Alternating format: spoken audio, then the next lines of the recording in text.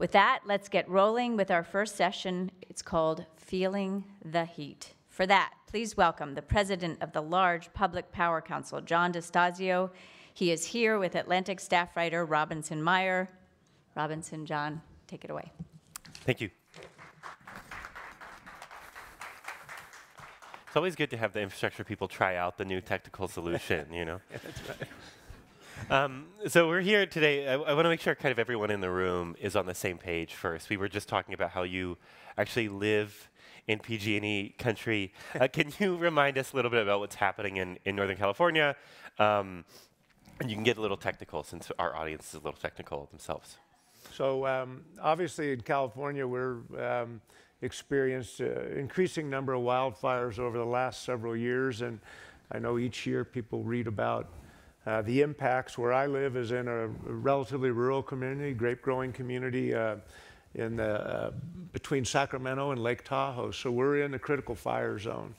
And really what's happening is a convergence of a lot of unfortunate factors. Climate certainly is one of the large ones.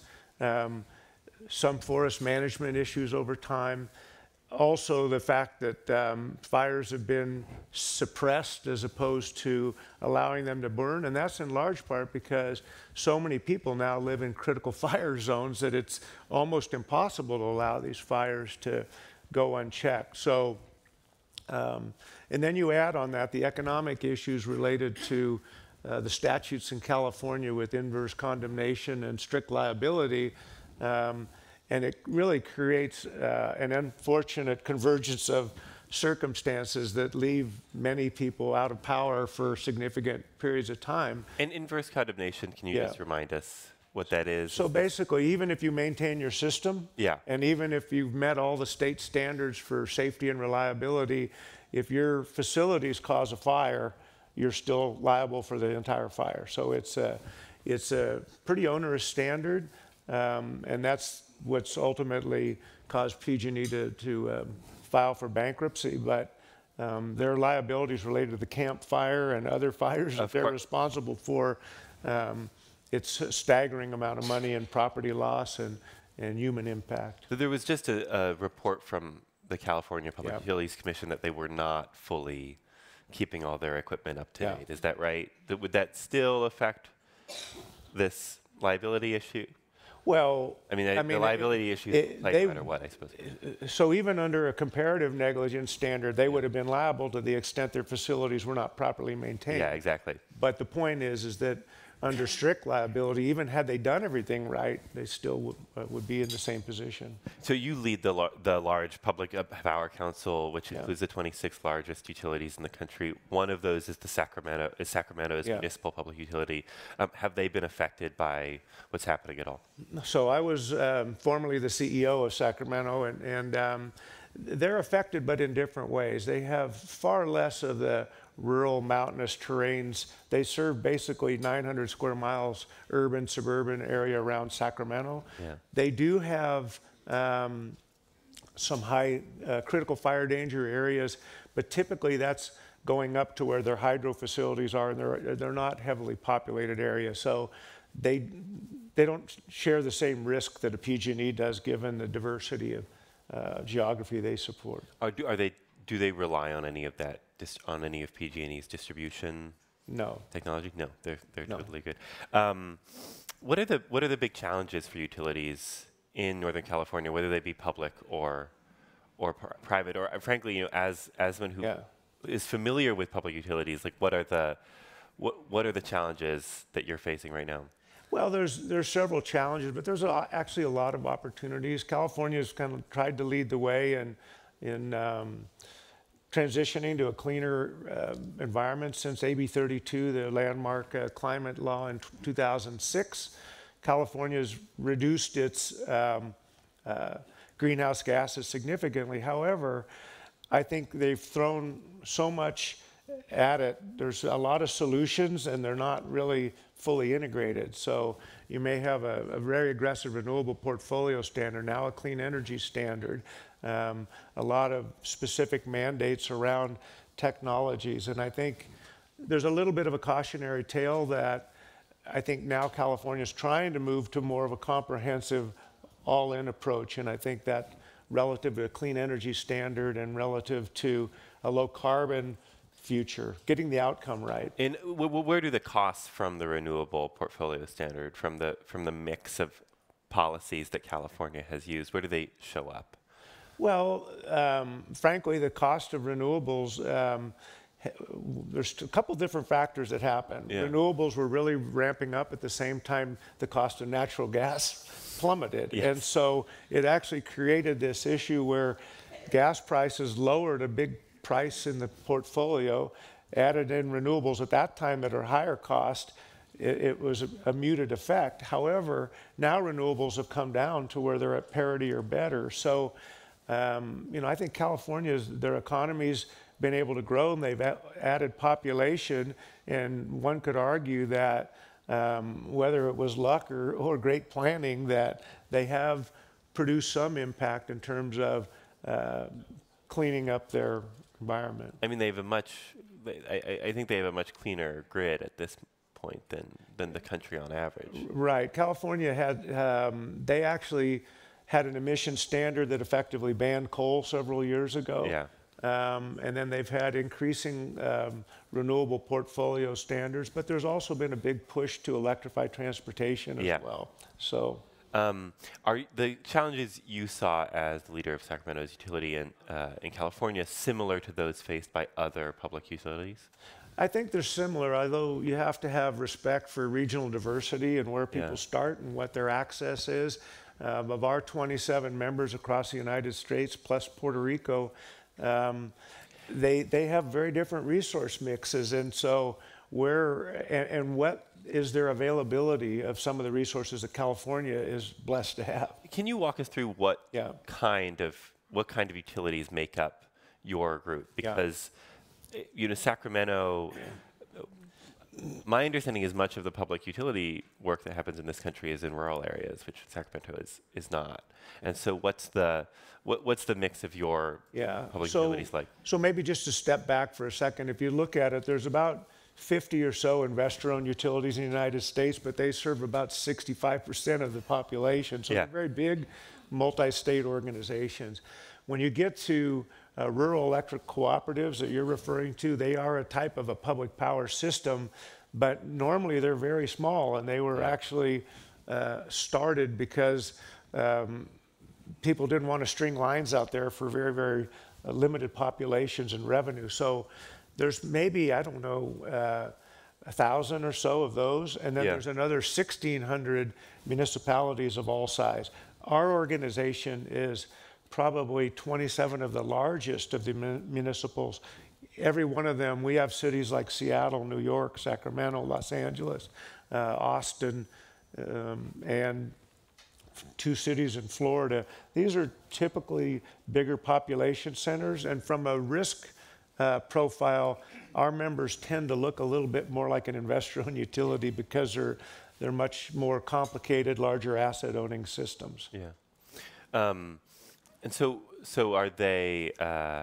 What's their own power mix looking like? I think we're about 40% carbon free. Okay. But we have everything. I will say, I don't know of a single utility in the United States, and while there may be one, I'm not aware of anybody that's seeking to add coal. In fact, they're trying to figure out how to get off of the coal that they may have invested in. And if you were unfortunate enough to invest in it in the recent past, then you have a significant challenge to figure out your glide path off of it.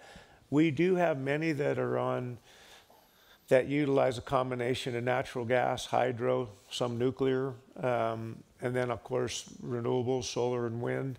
But generally, I think the predominant mix of our systems are gas and renewables. Do you think the fact that utilities are public leads to better climate outcomes?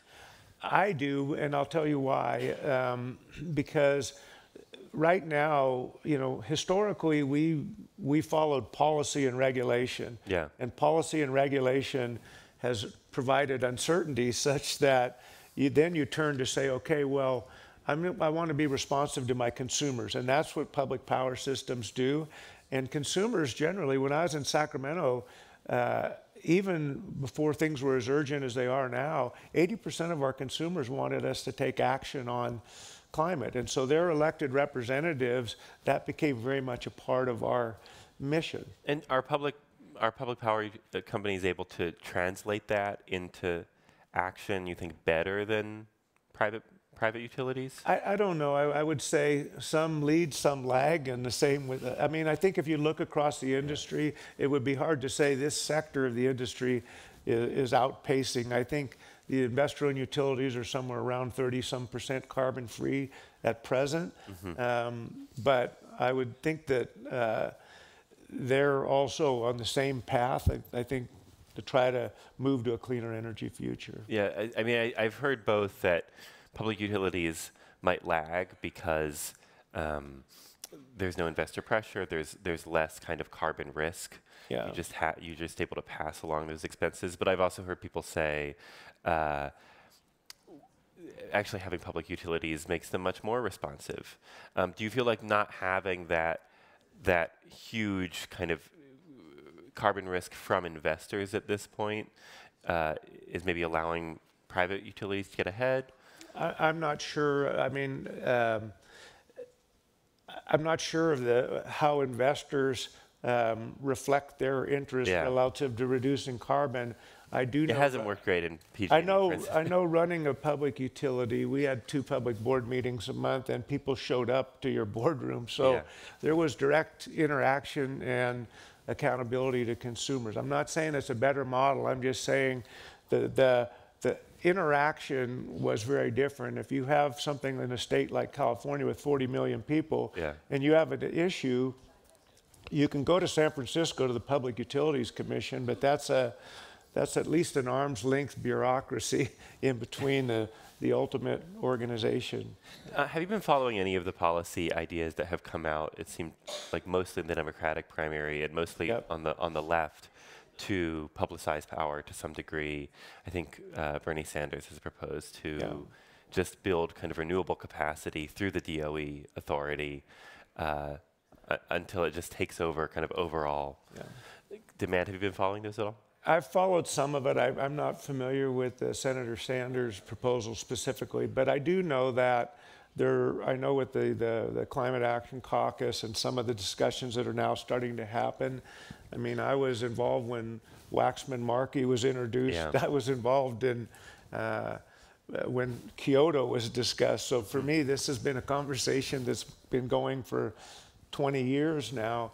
What I do think to me holds some promise. It does seem that there's a recognition now that there's not going to be a silver bullet. You cannot just build renewables and say we're done here. There's been a lot of studies that suggest you need to clean up the power supply system, which is about 28% of the emissions. But then you have to deal with industrial electrification. You have to deal with electrification of transportation and mobile emissions. That's going to take a lot more focus on an outcome to reduce carbon versus an outcome to add a certain kind of resource. We're going to go to questions in a minute, so get out Slido and start to ask them. But first I want to ask, do you see a way to move off?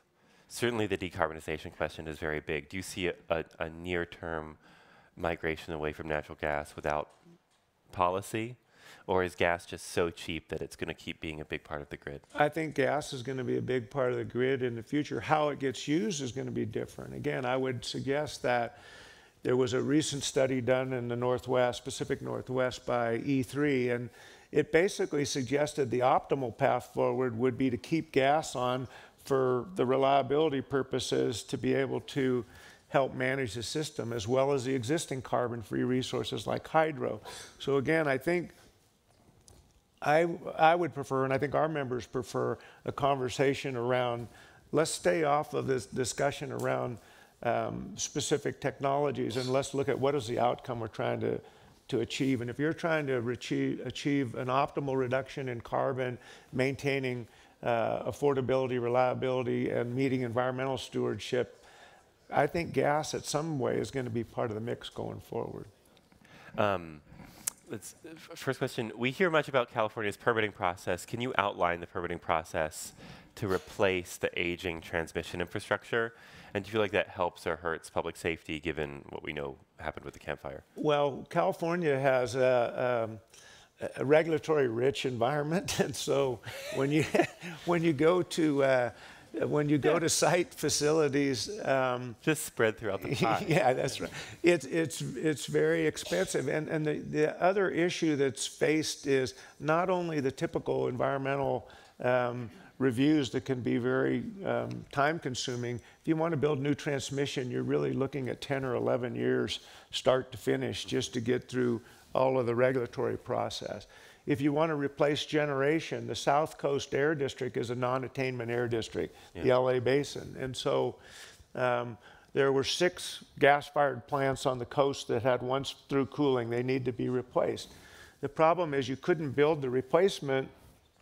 You had to unplug these first because you didn't have the air offsets to be able to build the new.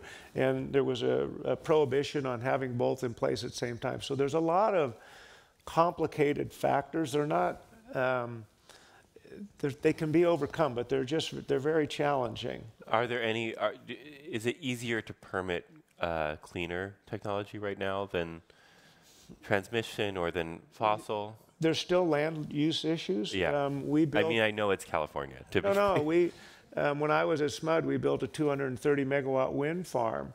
And we were getting the transmission to get the power out of the wind farm was really a complicated thing. Building the wind farm was fine, but you still needed to get the power out to where it was added to the grid. And then you also introduce land use issues, you introduce raptor issues. So unfortunately, there's